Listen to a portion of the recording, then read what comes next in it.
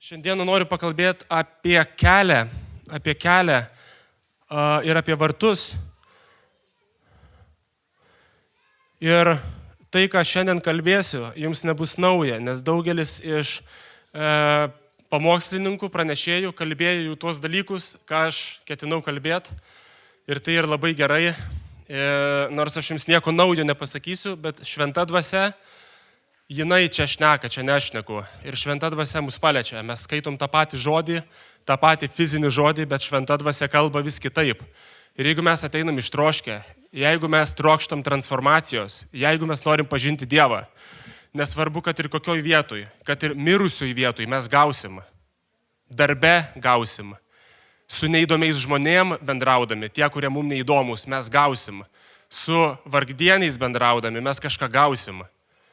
Taip, kad mes turim nusistatyti ir nusiteikti gauti, mes turim norėti, mes turim būti išalkę.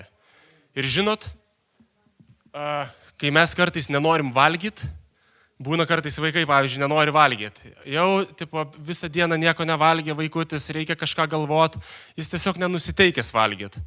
Neduok jam iš viso nieko ir jisai užsinorės valgyti. Po 2, 3 dienų, 4 ateis ir valgys vakarykščius kotletus, kukulius, makaronus, grikius. Tai gal ir mums kai kuriem reikia gerai išalkti, nevalgyti šito junk foodo viso kurį laiką. Ir mes išalksim iš tikrųjų, suprasim, kad reikia pavalgyti gryno maisto, Dievo žodžio. Šiandieną atverskit Mato 7 skyrių, prašau. Nuo 13 iki 14 eilutės. Pradėsime šitom 2 eilutėm, kur Jėzus kalba kalno pamokslo gale, jau į galą kalno pamokslo. Paulius vakar kalbėjo apie kalno pamokslą ir ką Jėzus atnešė per kalno pamokslą. Paulius minėjo vakar, kad tai buvo Dievo karalystės pristatymas iš tikrųjų, to širdies transformacijos kelio, dvasinio kelio pristatymas. Ir Jėzus į galą kalno pamokslo sako: įeikite pro ankštus vartus, nes erdvūs vartai ir platus kelias veda į pražūtį. Ir daug yra pro juos einančių, o ankšti vartai ir siauras kelias veda į gyvenimą. Ir tik nedaugelis jį randa. Dabar kol kas šitas 2 eilutes padėsiu į rezervą ir mes prie jų grįšim vėliau. Bet mes žinom, kad vienas tokių geriausiai suvokiamų, iš tikrųjų apibrėžimų, suvokiamų net žodžių žodyne mums ir pažįstamų yra kelias. Aplamai kelio samprata pati. Mes žinom, kad kiekvienas kelias, jisai kažkur veda. Ir mes taip pat žinom, kad visi keliai pasaulio yra šiaip tai sujungti. Aš dabar stoviu čia ir čia kaip ir yra gal pastatas, bet čia yra takelis, tas takelis veda iki mašinų, čia tada žvirkeliukas veda iki pagrindinio kelio, tas kelias veda į Lietuvos, aš grįžtu į Lietuvą ir aš galiu po to Lenkiją pasiekti per autostradą ir galiu nuvaryti iki Ispanijos, iki Šiaurės Afrikos, važiuoti per dykumą ir nuvažiuoti iki Pietų Afrikos Respublikos. Tai reiškia, iš bet kurio kelio mes galime nuvykti bet kur. Ir bet kur vykdami, gal ne, tęsiu su tuo, kad kiekvienas kelias taip pat turi savo tikslą. Kiekvienas kelias turi tikslą. Jeigu mes einam kažkokiu keliu ir mes esam sveiko proto žmonės, mes dažniausiai einam kažkur, norim kažką pasiekti. Taigi kiekvienas kelias turi destinaciją ir jeigu norim pasiekti tą tikslą, mes turim neiškrypti iš kelio. Ir kartais būna aplinkelių, kartais būna tvarkomas kelias ir reikia panaudoti aplinkelį. Kartais mes pametam kelią, kažkur net ten nusukam, bet galim grįžti. Kartais mums reikia, kada nežinom, kur važiuoti, einam nežinomų kelių, nepramintų, mes turim naudoti navigaciją. Taip? Ar ne? Arba žemėlapį. Jo. Ir tada yra toks dalykas, kad mes kada važiuojam kažkur, kada mes turim tikslą važiuodami kažkokiu keliu, mes kada važiuojame, dažniausiai arba važiuojam įpareigojimu kažkokiu, arba susitarimu, arba turim kažkokį norą. Ir iš tikrųjų, kuo svarbesnis tasai mūsų tikslas, kur mes turim atsidurti, ypatingai oficialūs tikslai, kur jūs varot į valstybinę kažkokią instituciją, arba tikslai, kurie susiję su mūsų pareigom, jie labai dažnai turi terminą. Mes turim nuvykti ten kažkada, kažkokiu laiku. Ir mes visi atvažiavom į šitą stovyklą iš įvairių vietų Lietuvos mes, pavyzdžiui, važiavom 350 km, mums reikia išvažiuoti anksčiau. Gal kažkas jūs iš Klaipėdos, jūs galėjot pamiegoti ilgiau. Ir aš čia turėjau atvažiuoti pirmadienį apie pietus. Tai, kada išvažiavau, aš apskaičiavau 5 valandų kelią ir turėjau pasiekti, daugiau mažiau per tas 5 valandas ir turėjau pasiekti. Ir man nukrypimas, tarkim, į Panevėžį reikštų, kad aš pavėluosiu į soundchecką. Ir mes nesusireguliuosim garso.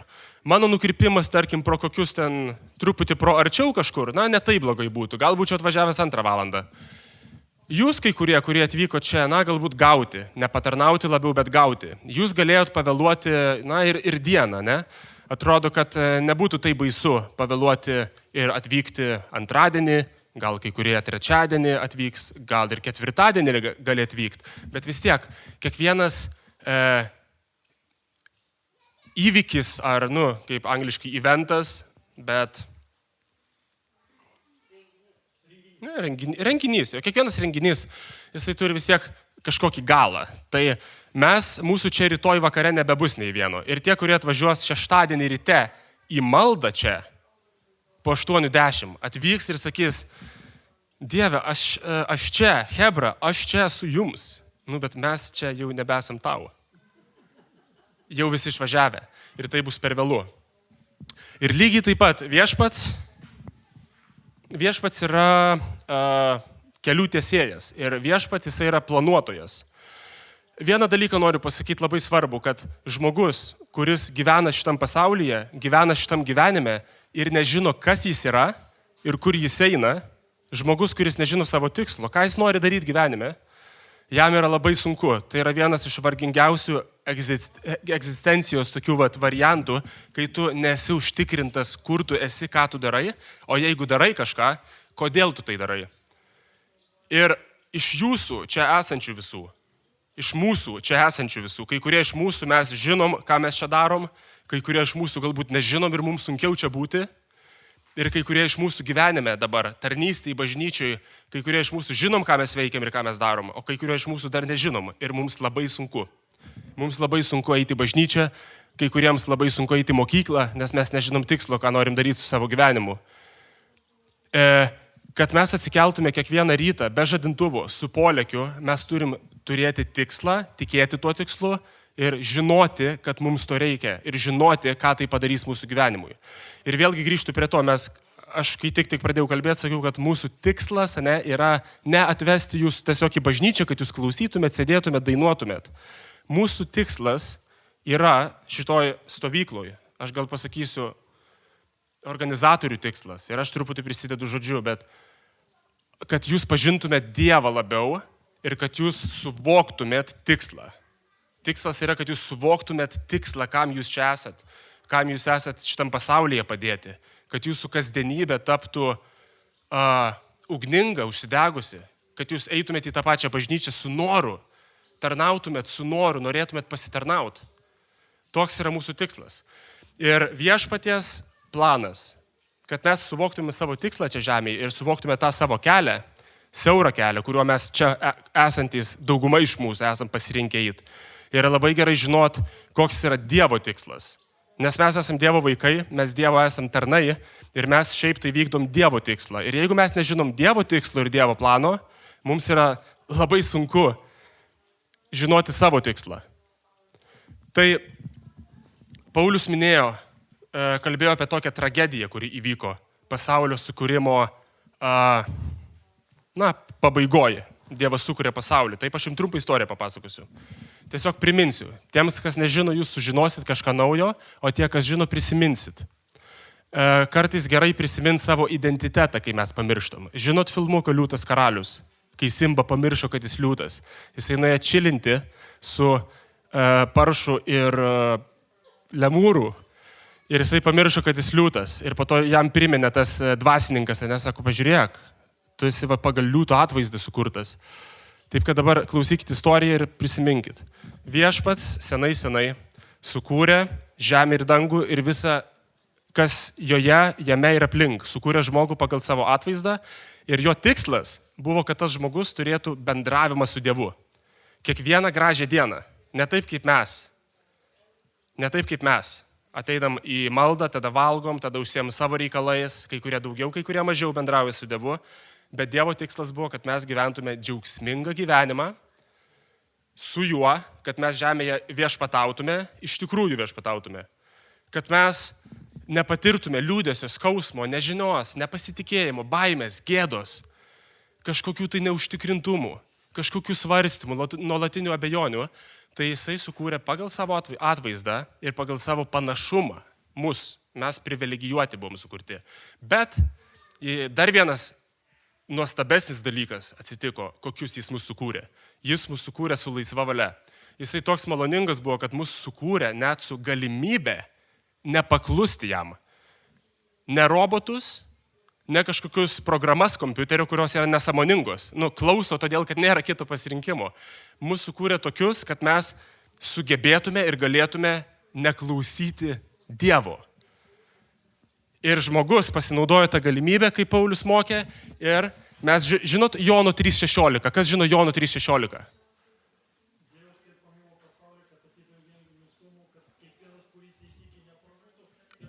Amžiną gyvenimą ir toliau eina truputį apie teismą, kad jis yra atnešė teismą.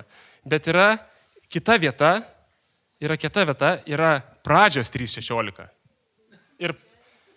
Ir Pradžios 3.16 yra pradžia pasiekmės pradžia. Pradžios 3.16 sako, moteriai tarė, jis pradeda jau žmogui kalbėti. Iš pradžių gyvatei pasako nuosprendį, kad tu šliaužiasi, tu būsi prakeikta, tu kovosi su moters sėkla. Taip, ir žodžiu, tavo galva trins kulnas. O moteriai sako, aš padauginsiu tavo neštumo vargus ir su skausmu tu gimdysi vaikus, tave trauks prie tavo vyro, jis tau viešpataus. Adomui tada tarė. Adomui jis tarė, kadangi tu paklausai savo žmonos ir valgy nuo medžio, apie kurį tau buvau įsakęs, nevalgyk nuo jo, prakeikta bus žemė dėl tavęs. Vargdamas turėsi maitintis iš jos visą savo gyvenimą. Erškėčius ir usnis jau gins tau ir tu valgysi lauko augalus, valgysi prakaitų uždirbtą duoną, iš kurios esi duona, kol sugrįši į žemę, iš kurios esi paimtas, esi dulkė ir dulkė vėl pavirsi. Vargas, kančia, skausmas, mirtis ir po to viešpats aprengė Adomą ir Ievą tais rūbeliais, kuriuos pasiuvo iš gyvūnėlio, kuris, kaip Paulius vakar minėjo, buvo pirma auka, nes nuodėmė neapsieina be aukos. Nuodėmės kaina yra mirtis, mes žinom, taip, mirtis. Ir jeigu nori, kad vertas mirties nenumirtų, kažkas turi mirti už jį. Taigi, Pradžios 3.16, irgi žinokit šitą, prasideda naujas etapas žmonijos. Taigi, ta istorija, kurią aš trumpai noriu papasakoti, taigi, žmogus nupuola, taip, ir gyvena tam nuopuolime, labai greitai nuodėmė plinta žemėje, labai greitai. Po keletos kartų žmonės jau antiek išvirkė, antiek iškrypė, kad viešpats nusprendžia nušluoti visą žemę, padaryti resetą. Dievas siunčia tvaną ir išgelbėja tik vieną šeimą teisę, kuri ieškojo Dievo, tai Nojus, jo sūnus, žmonos. Ir tada iš Nojaus toliau plečiasi žmonės, vėl dauginasi žemėje ir viešpats mato, kad žmonės toliau nusidės. Jis mato, kad žmogus jis sako, aš negalėsiu amžinai kovoti su žmogum. Ir jis nusprendžia daugiau tvanų nebeišnaikinti. Žodžiu, vystosi giminės. Čia yra mūsų istorija. Būkime apsišvietę kaip Vidūnas, kaip Basanavičius. Ir nors ir lietuvių istorijos gal mes visi nežinom, bet bent jau žinokim bendrą žmonijos istoriją, nes tada mes geriau suprasim, kas mes esam, kodėl mes čia ir kokiam laikotarpyje mes čia esame. Čia Latvijai dabar, kokie mes laikotarpyje ir ką mes turim daryti grįžę. Taigi plinta visos giminės ir įvairios tautos atsiranda. Vėlgi žmonės nukrypsta, žmonės keliauja į rytus, tolyn nuo Dievo. Rytai Biblijoje reprezentuoja atitolimą nuo Dievo. Jie stato Babelės bokštą, jie bando pasistatyti vėl pažinimą tą, gal ir artumą prie Dievo savais būdais, gal studijuoja ezoteriką, užsiminėja burtais, kerais. Bet kaip bebūtų, žemėje yra vienetai žmonių, kurie siekia viešpaties. Ir vienas iš jų buvo Abraomas, taip, kurį viešpats pasirenka. Ir viešpaties planas po nuopuolio. Jis išsirenka Abraomą, per jį pažada pažadus savo visam pasauliui, taip, kad aš būsiu su tavim, per tave bus palaimintos visos tautos, tave padarysiu į didelę tautą. Jisai duoda pažadus Abromui. Iš Abromo ateina 12 Izraelio giminių, taip gimsta Izraelis, tada jie papuola į Egiptą, 400 metų ten, ateina Mozė, žinot Mozė, ateina Mozė, išveda juos iš Egipto į tą žemę pažadėtą, kurią Dievas pažadėjo Abromui, eina per dykumą, tada užkariavimas Izraelio, po to Izraelyje valdo teisėjai, dar nebuvo karalių, valdo teisėjai, Dievo vyrai, po teisėjo atsiranda karaliai. Ir tada tų karalių metu vyksta labai daug įvairių dalykų ir to karaliavimo metu pranašauja pranašai jau apie Kristų, kuris ateis, nes iškart išduosiu paslaptį, Dievo tikslas. Mes kalbam apie Dievo tikslą, apie Dievo kelią, apie destinaciją, į kurią mes einam. Dievo tikslas yra, kad kiekvienas žmogus pažintų Dievą, kad kiekvienas žmogus bendrautų su juo. Dievo tikslas yra atstatyti tai, ką žmogus sugriovė. Taigi pranašauja pranašai įvairūs Izraelio karalių laikotarpyje, tada yra Izraelio tremtis į Siriją, į Babiloną, tada Izraelitai sugrįžta, po to ateina kitos imperijos, graikų kultūra plinta Izraelyje, romėnai ateina ir tada romėnų valdymo laikais gimsta viešpats Jėzus, kurį pranašavo visi pranašai Senojo testamento, kurį mes matom, kurio atspindžius mes matom nuo pat pradžios knygos, visur matom Jėzaus atspindžius, provaizdį. Ir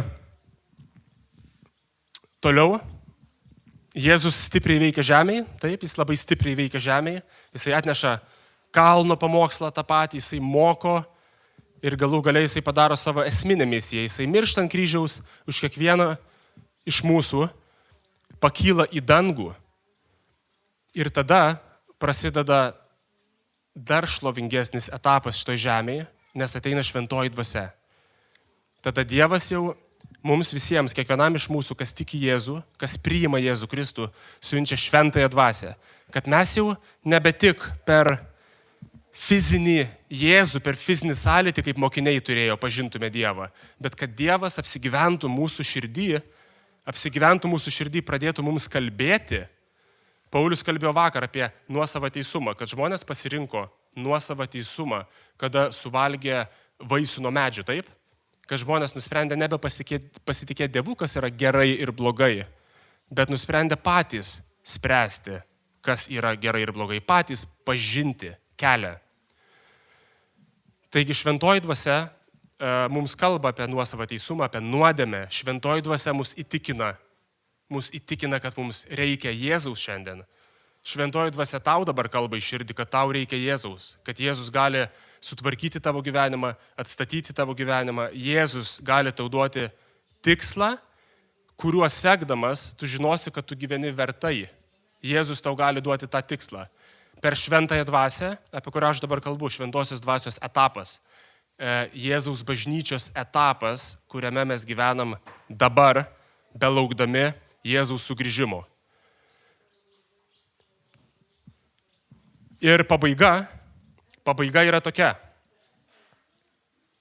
Atverskit Apreiškimo knygos 21 skyrių nuo 1 iki 4 eilutės. Aš pradedu skaityti dėl laiko stokos. Ir aš pamačiau naują dangų ir naują žemę.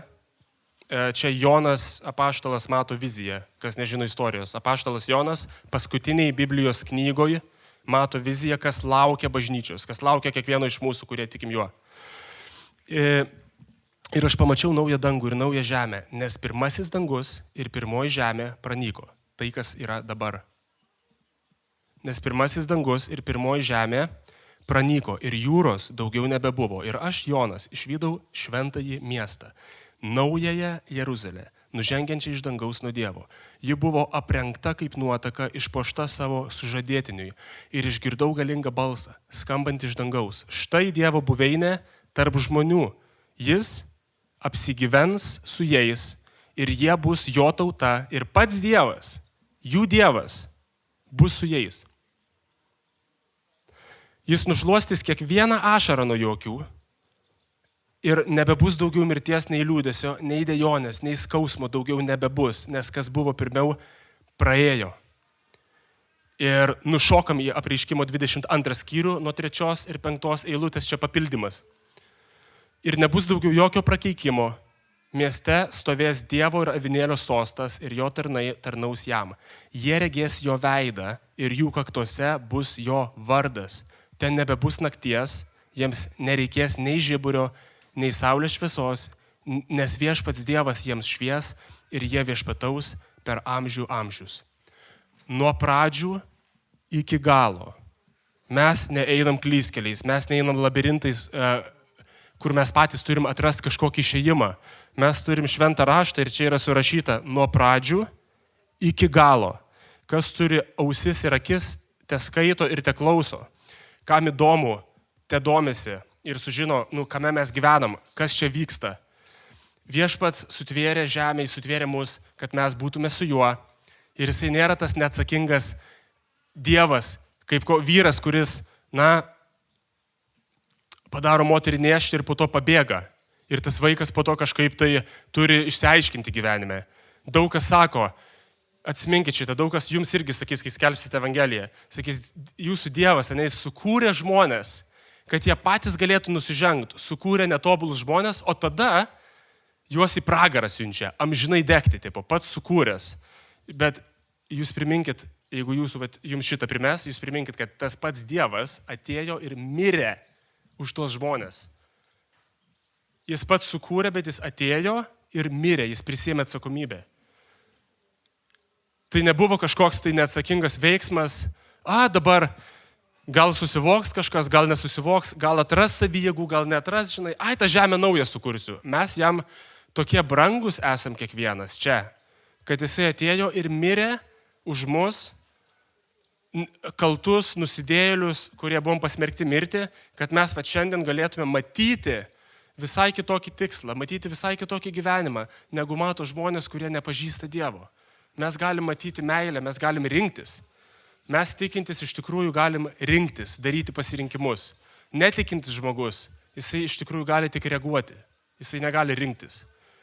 Nes kai smogia gyvenimas mums, taip kaip Vikai su Paulium smogė, pavyzdžiui, vakar girdėjot, yra galimybė tada rinktis.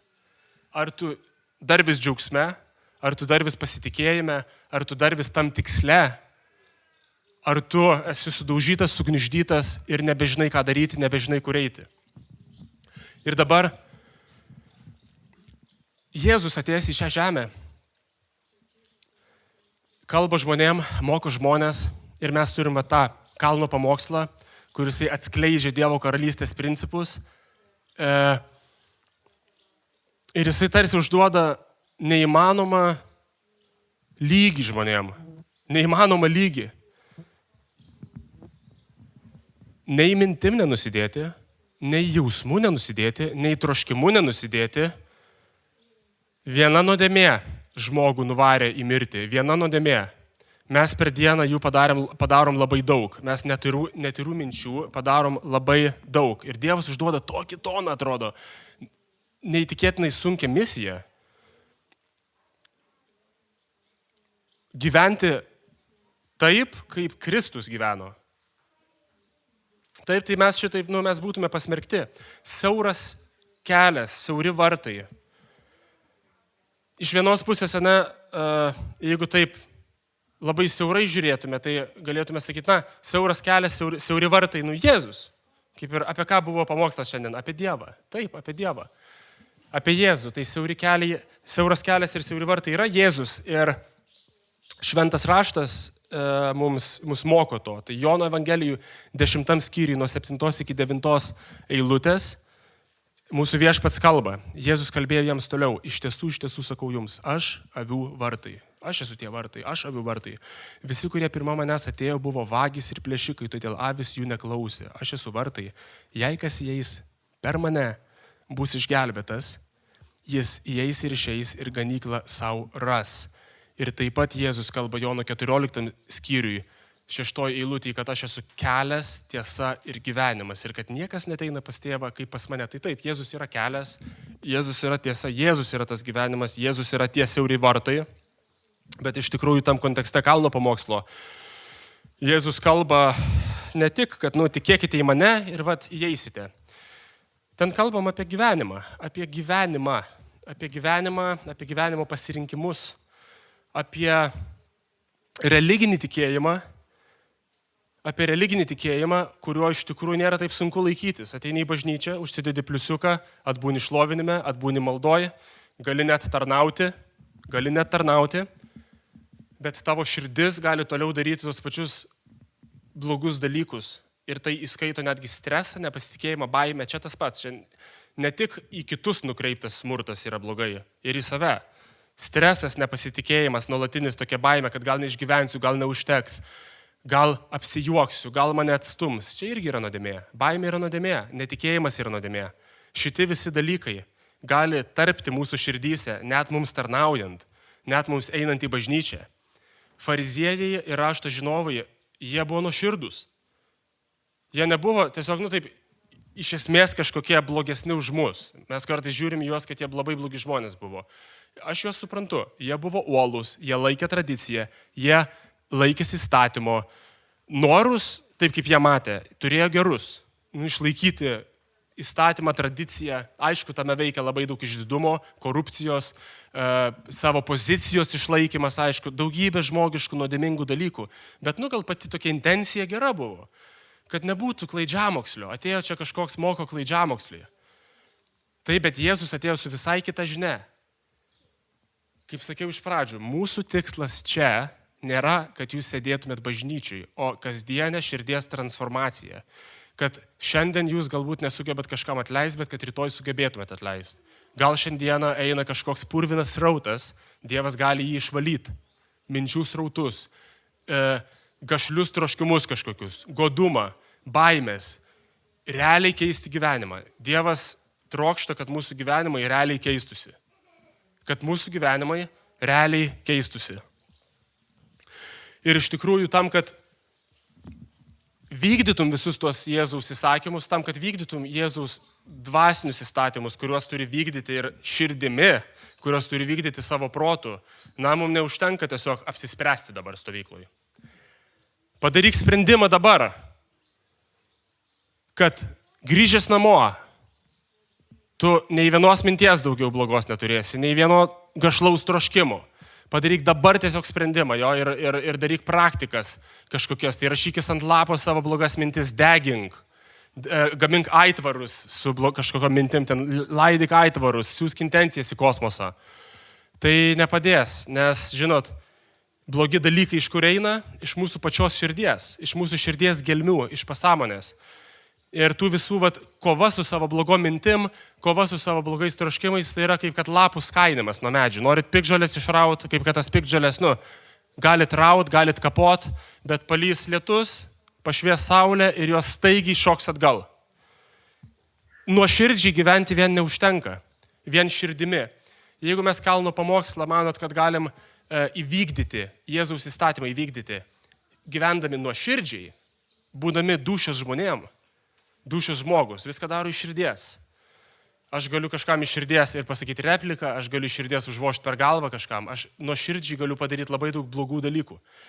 Aš tikiu, kad patys baisiausi tironai pasaulio istorijoje savo idėjas vykdė labai nuoširdžiai. Ir šventas raštas, ką sako apie širdį, beje, dabar yra labai propaguojamas širdies kelias, eiti širdimi, vadovauti širdimi, New Age, vadovauti širdimi. Aš tiesiog sakau širdimi. Biblija apie širdį turi savo nuomonę. Ar aš iš visų užsirašiau? Jo, Mato 15-19. Jėzus sako, iš širdies išeina pikti sumanimai, žmogžudystės, svetimavimai, paleistuvystės, vagystės, melagingi liudijimai, piktžodžiavimai. Ir kita vieta, sako, pamiršau kuri, jūs tikrai atsiminsit ir man padėsit, kad, sako, širdis labai klastinga, ne, kas ją supras. Širdis labai klastinga. Širdimi pasitikėt, reikia, išgirsti širdį savo. Nieko negirdžiu, dabar stresas. Bet kai nurimsti ir išgirsti širdį, meditacijų gali išgirsti širdį, Tiesiog, tyloj gali išgirsti širdį. Kartais gali išgirsti Dievo balsą, gerus dalykus. Bet kartais gali išgirsti savo idėjas, pasąmoningus troškimus, kurie labai kažkur giliai paslėpti. Labai irgi tylus balselis gali pasigirsti ir gali atrodyti, kad man kalba Viešpats į širdį. Dėl to mes viską tyriam per Dievo žodį. Taigi, be Viešpaties pagalbos mes negalim įvykdyti Viešpaties įsakymų. Kalno pamokslo, to širdies transformacijos kelio mes negalime eiti be Dievo. Esminis dalykas nėra tas, kad Dievas nori, kad mes išmoktume laikytis viso to širdies transformacijos kelio, ką Dievas mokė kalno pamoksle. Dievo esminis troškimas yra, kad mūsų širdys išmoktų nuolatos nusikreipti į jį. Kad mes išmoktume žiūrėti į Jėzų Kristų. Ir žiūrėdami į Jėzų Kristų, mes, aišku, stengiamės paklusti Dievui. Tai nėra automatinis procesas.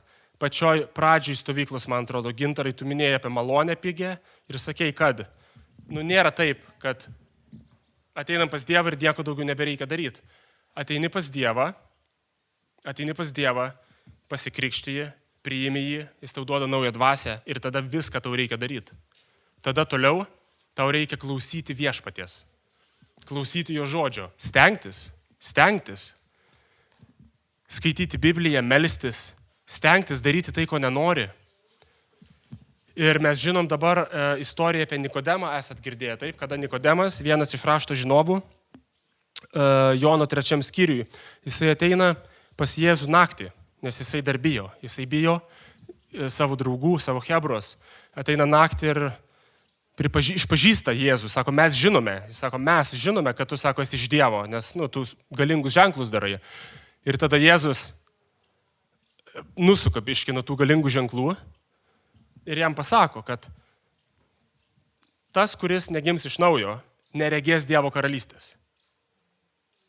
Taip ir Nikodemui keista, kaip čia gimti iš naujo, ir tada Jėzus dar pasako, užtvirtina, sako, tas, kuris neatgims iš vandens ir dvasios, neįeis į Dievo karalystę. Tas, kuris negims iš vandens ir dvasios, neįeis į Dievo karalystę. Taigi, grįžtant prie tų pranašų laikotarpio, buvo toks pranašas Ezechielis, ir iš Ezechielio pranašystės 36 skyriaus trumpai paskaitysiu, nuo 24 iki 28 eilutės, pranašystė skamba taip, apie Jėzų. Vėlgi, pakartoju, ką Jėzus sako Nikodemui, kas neatgims iš vandens ir dvasios, neįeis į Dievo karalystę, taip? Neįvykdys kalno pamokslo, negyvens ten. Aš išvesiu jūs iš tautų, surinksiu iš visų kraštų ir parvesiu jūs į jūsų kraštą. Kalba Viešpats. Aš apšlakstysiu jūs švarių vandenių ir jūs tapsite švarūs. Apvalysiu jūs nuo netyrimo ir stabų. Taip, apšlakstysiu jūs švarių vandenių, nuplaus. Aš jūs nuplausiu. Apvalysiu jūs nuo netyrimo ir stabų. Aš duosiu jums naują širdį ir įdėsiu jums naują dvasią, jeigu negimsite iš vandens ir dvasios. Iš esmių esmės negimsite, iš dvasios. Aš įdėsiu jų savo dvasią ir padarysiu, kad gyventumėte pagal mano nuostatus ir vykdytumėte mano sprendimus. Kalno pamokslas yra Dievo sprendimai, Dievo įstatymai, Dievo nuostatos. Dievas sako, aš įdėsiu jų savo dvasią ir padarysiu. Aš padarysiu, kad gyventumėte pagal mano nuostatus ir vykdytumėte mano sprendimus. Jūs gyvensite krašte, kurį daviau jūsų tėvams ir būsite mano tauta, o aš būsiu jūsų Dievas. Kas labiausiai užstrigo iš viso šito, ką skaičiau, gal kas pasakys? Aš. Ir mes žmonės sakom, aš, bet Dievas sako, aš. Ir mes sakom, aš pasikeisiu. Ir mes turim kartais grandiozinių pokyčių planų. Aš verčiu naują skyrių, verčiu naują puslapį, švaraštį verčiu. Mes esam tiek švaraščio atvertę gyvenime. Ir mes pažįstam tiek daug žmonių, kurie išėję, tarkim, paėmė žmogų, kas dirbė su žmonėm, nuo gatvės, ar kas turi alkoholio problemą. Ir jie turi planą. Sako, aš turiu planą. Aš turiu dabar švaraštį naują, Aš eisiu ir aš turiu idėjų ir po to žiūri, kad jie po metų, gal nėra jų iš viso, o gal kažkur tai vėl reabilitaciniam centre. Arba sakau, dabar aš turiu planą išsivalyti savo mintis, aš darysiu praktikas.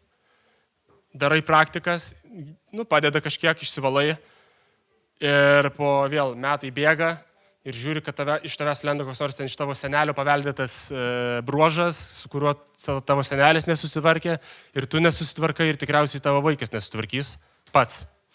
Bet Viešpats, kada mes kreipiamės į jį, kada mes žiūrim į jį, kada mes maitinam save, aš noriu kuo praktiškiau kalbėti. Aš taip baisu išsiplėsti kažkaip teologiškai per daug, nes čia nėra universitetas protui. Taip norisi iš tikrųjų, kad grįžtume ir praktiškai suvoktume, ką mums daryti su savo gyvenimu. Praktiškai suvoktume, kodėl mums reikia skaityti Bibliją, kodėl mums reikia Jėzaus. Kai mes maitinam savo protą šventų raštu, kai mes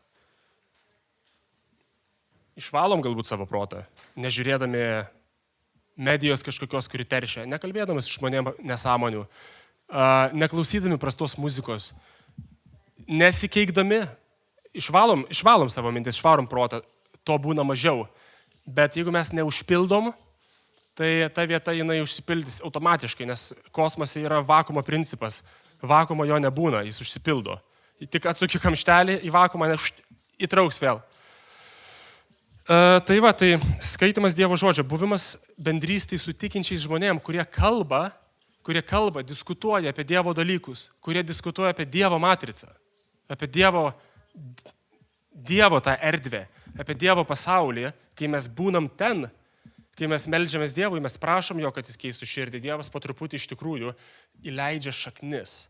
Tai nėra tiesiog pridėjimas, kažkokio žodžio pridėjimas, įsitikinimų, kažkokių tai persiprogramavimas galvos, kaip dabar irgi populiaru perprogramuoti galvą. Tai yra įleidimas šaknų. Dievo sėklos yra pasėjamos Dievo žodžiu, dvasinės sėklos. Aš jums nieko žodžiu dabar neišaiškinsiu, bet jeigu Dievas bus maloningas, jisai pasies sėklą jumise ir jūs vieną dieną arba prisiminsit, arba neprisiminsit, bet jinai ims dygti, ateis gal troškulys pažinti Dievą labiau, ateis troškulys atsigręžti Kristų, net nežinosit kodėl. Todėl, kad šventoji dvasia veikia mumise, kada mes leidžiam Dievui sodinti mumise sėklas, kada mes sąmoningai prašom Dievo, kad jis augintų, kad jis išdaigintų tas sėklas, kad mumis užaugtų augalai, kad jie užaugintų vaisius. Gal per daug jau vėl teologiškai skambu, kad užaugintų kantrybę, gerumą, meilę, dorybę, visus šitus dalykus.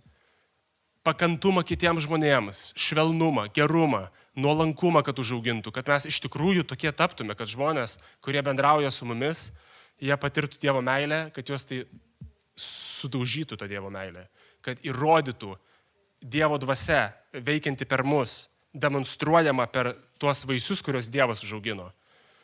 Mes siekiame to.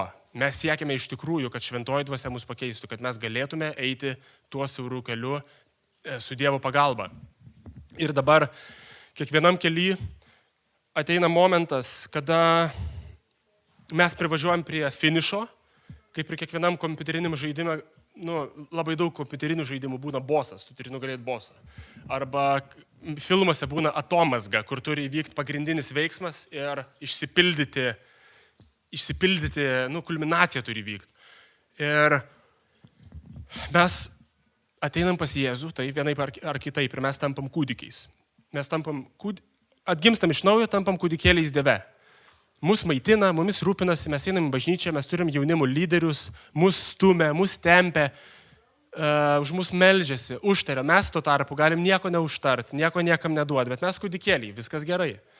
Bet tada mes turim vieną dieną tapti vaikučiais, mes turim tapti paaugliais, mes turim tapti jaunais suaugusiais, mes turim po to suaugusiais tapti, daugintis, turėti vaikų, tapti seneliais, prisimti atsakomybę ir ką aš noriu pasakyti? Jo, kiekvienam kely yra ta vieta, kur mes turim žengti tvirtą žingsnį ir jau įeiti, atvažiuojam į stovyklą, mes turim įeiti į stovyklą, jau žengti į stovyklą, dėti žingsnį. Ir taip pat mes galim artintis prie Dievo karalystės, taip, bet Jėzus mus kviečia ją įžengti ir joje gyventi. Ir kad mes įžengtume į tą karalystę ir gyventume, šiaip ją reikia užkariauti. Nes kaip užkariauti? Prieš ką čia reikia kariauti? Iš tikrųjų prieš save, prieš savo kūniškumą, prieš savo norus, prieš savo geismus, kad iš tikrųjų patir Dievo džiaugsmą, Dievo ramybę. Aš noriu pavyzdžiais kalbėti. Vat mano pavyzdys, ne?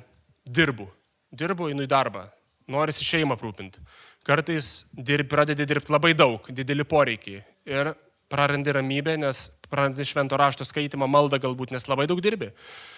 Ir kad įeitum iš tikrųjų į Dievo karalystę, kas yra teisumas, ramybė ir džiaugsmas, kad būtum tam džiaugsme, kuriame ir turėtume gyventi. Mesgi krikščionis, mes turim tame gyventi. Jeigu mes tame negyvenam, mes kažkur neten esam. Kad įeit į tą teisumą, ramybę ir džiaugsmą, apie kurį mes čia visi kalbam, apie ką čia jums pamokslavo visi, kad ten gyvent, mes turim padėti žingsnį ir kažko atsisakyti. Ir aš turiu atrasti, tarkim, tą vietą savo dienoj, kur skaityti Bibliją, aš turiu atrasti jėgų, taip kaip turiu atrasti pinigų, nusipirkti, pavalgyti, aš turiu atrasti energijos, nusipirkti Dievo žodžio už dyką. Nusipirkti Dievo žodžio už dyką. Ir jau į tą pažadėtąją žemę, į tą Dievo karalystę mes niekaip neįžengsim patys. Niekaip. Čia yra ta vieta, mes daug kur galim stengtis, mes galim eiti lygiai grečiai su bažnyčia, mes galim, kaip sakiau, tarnauti, taip, bet širdis gali būti kieta ir labai toli nuo Dievo. Mes galim eiti labai arti, mes galim eiti per dykumą netgi. Mes net galim eiti per dykumą, kęsti, būti kančioji, bet tai nereiškia, kad tu įžengsi dar į Dievo karalystę. Ateina laikas, kai tu turi labai stipriai atiduoti savo gyvenimą į Dievo rankas. Ateina taškas, kai tu turi padaryti sprendimą, kad jo, Dieve, aš pasitikiu ir jeigu mane užmuš, vadinasi toks tavo planas. Ir šiandien Urtė kalbėjo apie iš skaičių knygos skaitę, iš kelinto ten skyriaus 13. Tai aš irgi tą vietą buvau pasiruošęs. Urtė, aš irgi.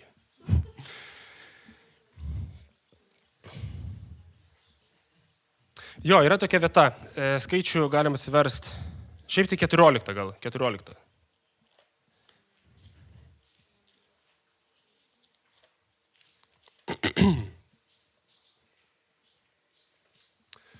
Nes Urtė jau pasakė, kad buvo 12 žvalgų pasiųsti.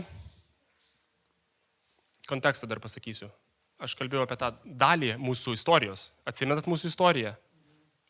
Atsimenat dar mūsų visą istoriją, kurią aš pasakoju, nuo sukūrimo iki pabaigos. Tai tos istorijos dalis buvo, kur žydai ėjo per dykumą ir turėjo įeiti į pažadėtą žemę, kad daug kas toliau išsipildytų.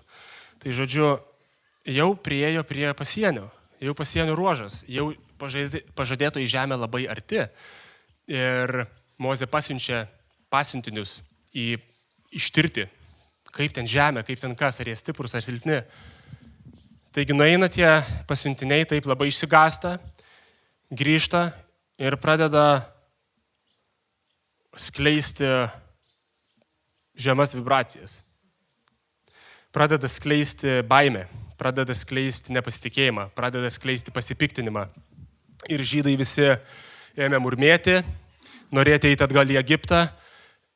Žydai nusprendė net, norėjo užmėtyti akmenim Kalebą ir Jozuę ir juos visus tenai tikriausiai pašalint, daryti savo.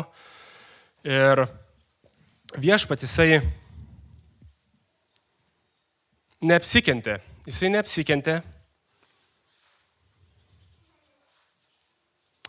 Ir jisai sako, iš pradžių norėjo visus žudyti.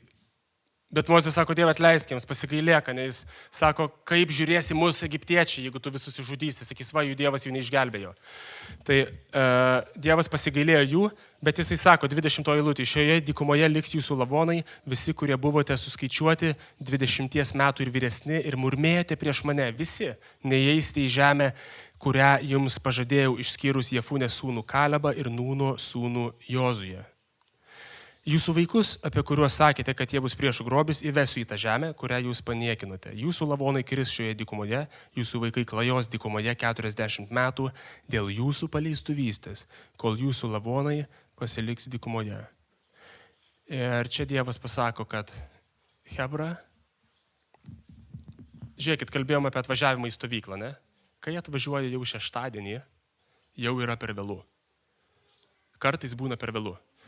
Žydams tapo per vėlu. Ir ta dalis, kurie nusprendė nepasitikėti Dievu tuo esminiu momentu, kai jie galėjo įeiti ir užkariauti pažadėtą žemę, jiems dingo tikėjimas, jie pradėjo murmėti. Ta dalis visi išmirė dykumoje ir ten supuvo. Kita karta, išskyrus Kalebas ir Jozuė, įėjo į pažadėtą žemę. Ir tada yra dar vienas momentas, kad iš karto po to žydai nusprendė pasitaisyti. Patys. Sako, Dieve, mes kariausim, mes eisim. Atvažiuoji čia šeštadienį. Aš čia, kur malda, kur viskas? Kaune. Malda Kaune. Malda Vilniui. Taigi jos visus sumuša, taip, ir jie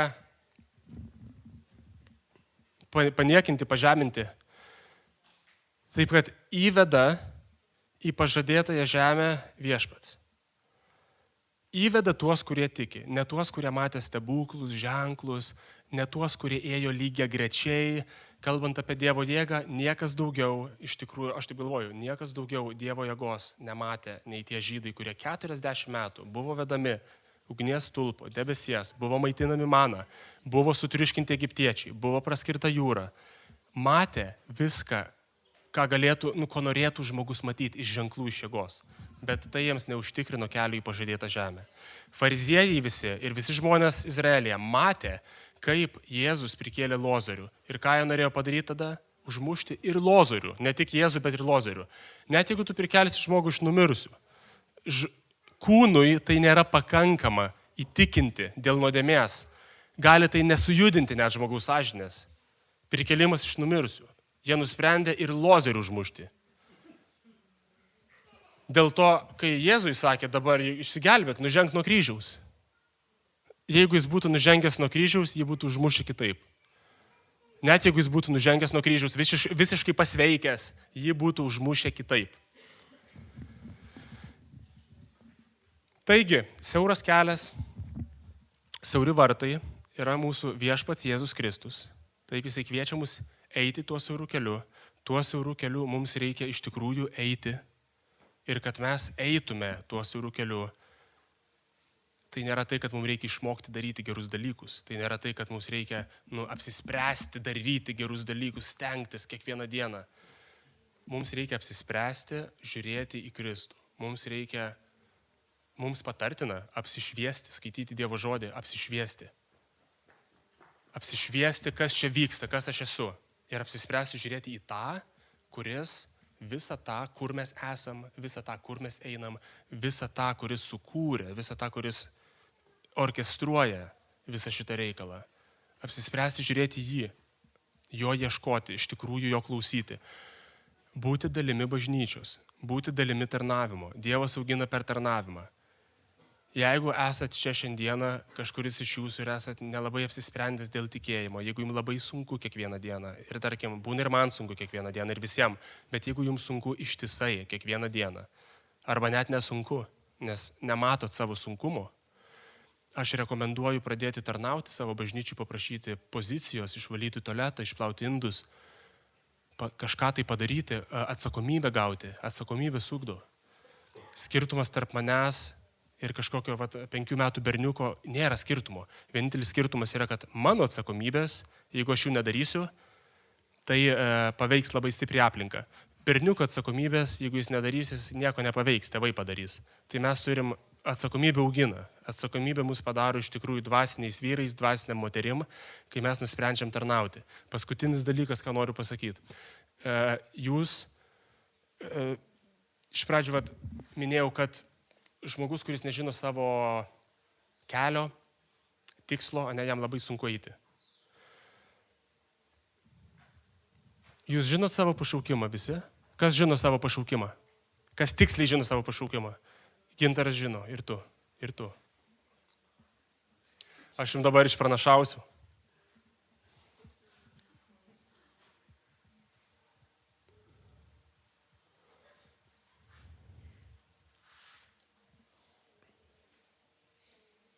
Pirmas Timotiejui, 2 skyrius, 4 eilutė, ne? Yra taip, tai gera ir priimtina akise Dievo mūsų gelbėtojo. Ten kalba apie dėkingumą ir laiminimą visų karalių, valdytojų, bet esminė dalis, kuris trokšta, kad visi žmonės būtų išgelbėti ir pasiektų tiesos pažinimą. Dievas trokšta, kad visi žmonės būtų išgelbėti, taip kaip skaitama Apreiškimo skyriui, kai Dievas gyvena tarp žmonių. Dievas trokšta, kad kiekvienas žmogus pasaulyje, pradedant nuo manęs, tada jūs einat po manęs, tada visi kiti. Yra kita vieta, 1 Tesalonikiečiams, 3 skyrius, 4 eilutė. Nes tokia Dievo valia. Toks Dievo tikslas. Valia yra tikslas. Valia yra destinacija, ko aš noriu, ko aš viliuosi, į kur aš einu, į kur aš žiūriu, į kur aš nusikreipęs, mano valia, ką aš valingai darau. Tokia yra Dievo valia, jūsų pašventinimas, kad skambėtų ne taip, kaip pasakyt, ne taip bažnytiškai, pompastiškai, jūsų atskirimas Dievui. Dievo valia yra jūsų atskirimas Dievui, kad jūs paskirtumėt savo gyvenimą Dievui. Ir tuo apibendrinsim labai greit, bet pabaigsiu. Jūsų pašventinimas, kad susilaikytumėte nuo ištvirkavimo ir kiekvienas iš jūsų mokėtų saugoti savąjį indą šventai ir pagarbiai, o nevedamas aistringo geismo, kaip pagonis, kurie nepažįsta Dievo. Dievo valia yra, kad ir pašaukimas kiekvienam iš jūsų. Pats pirmas pašaukimas, jeigu nežino savo pašaukimo, neprašausit pažinti Dievą. Jeigu skaitysit Bibliją, jeigu trokšit pažinti Dievą, jūs jau atsakot į savo pašaukimą. Visi kiti pašaukimai asmeniniai, jie seks toliau. Jeigu jūs norėsit Dievą pažinti ir tuo metu dirbsit, tarkim, kokį nors ten, plytelių klojėjų.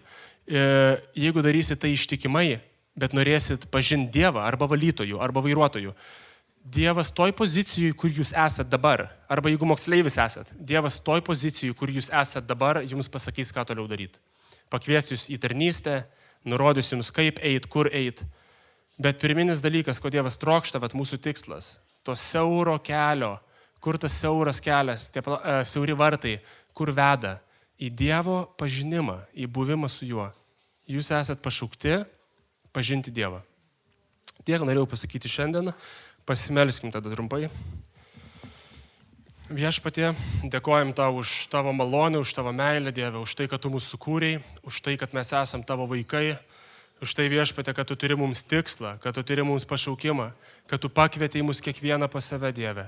Dėkojam tau, Viešpatie, kad tu pašaukei mus gyventi šventai, praktiškai, Viešpatie, ne teoriškai, iš tikrųjų, kiekvieną gražią dieną. Žvelgti į savo gyvenimą per tave, žvelgti į savo gyvenimą per Dievo žodį, Dieve. Būti įsitikinusiais tavimi, tikėti tavimi, Viešpatie. Būti minkštos širdies, kuri priima pamokymą. Būti minkštos širdies, Viešpatie, kuri nori keistis, kuri trokšta keistis. Būti, Viešpatie, minkštos širdies, kuri pripažįsta, kad stokoja tavo šlovės, kuri, Viešpatie, trokšta tavo šlovės, kurie ateina iš tavęs, Dieve, tavo džiaugsmo, tavo pilnatvės, tavo ramybės. Viešpatie, aš meldžiu, būk tu mūsų jėga, kuri mums padėti tą tvirtą žingsnį į pažadėtąją žemę, kuri padės mums padėti tą tvirtą žingsnį, Viešpatie, į tavo pažinimą, į tavo gyvenimą, Viešpatie, į amžiną gyvenimą, tvirtą žingsnį į tikėjimą, Viešpatie, į kasdienį pasitikėjimą tavimi. Dieve, meldžiu, primink kiekvienam iš šitų klausytojų ir man taip pat, kiekvieną gražią dieną, Viešpatie, koks yra mano tikslas, kam aš čia padėtas. Primink, Viešpatie, mums mūsų istoriją, primink, Dieve, prašau, mums mūsų identitetą, kad tai būtų tarsi sėkla, stipri, Dieve, tavo identiteto sėkla, kuri dygsta mumyse, kuri, Viešpatie, užauga į stiprų medį ir kad mūsų šitas pašaukimas šventėti, kad mūsų šitas tikslas šventėti nesibaigtų ties mumis, bet kad mes paklūstume, Dieve, tavo įsakymui, tavo paliepimui eiti ir skelbti tavo evangeliją visoje žemėje, Dieve, kad kiekvienas išgirstų, kad kiekvienas kelias priklauptų, Dieve, kiekviena burna išpažintų, kad viešpats Jėzus yra Dievas, kad viešpats Jėzus yra gelbėtojas ir vienintelis gelbėtojas. Jėzaus Kristaus vardu. Amen. Ačiū.